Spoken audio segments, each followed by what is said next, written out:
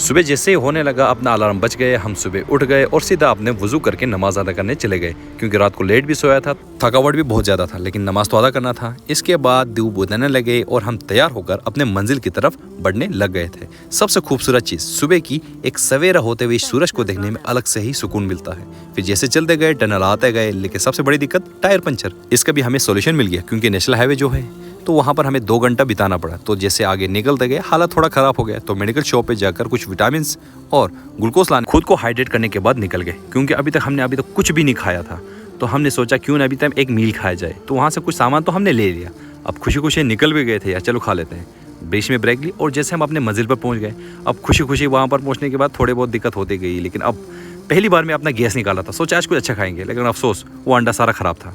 दिल टूट गए, तो छोड़ो यार, चलो नमाज ही अदा कर लेते हैं। फिर अपने नमाज को अदा की, फिर से तैयारी होकर निकल गए। और एक दिक्कत थी, चिनानी टनल में हमें छोड़ा ही नहीं, तो खुदा का शुक्र है कि वहाँ पर हमें मदद मिल गई और उसकी वजह से हमने चिनानी टनल कवर की और सीधा एक और टनल की तरफ पार करते पड़ते एक होटल के सामने। तो एक दिन के बाद हमने कोई अच्छा खाना खाया और इसी तरह हम वादियों को पार करते गए। बच्चों का सजेशन लेने के बाद हम सीधा ऊपर की तरफ चले गए। काफ़ी दूर हमें ज़रूर पड़ा, तो टेंट वहाँ पर फिक्स करने के बाद सीधा मस्जिद की तरफ चले गए।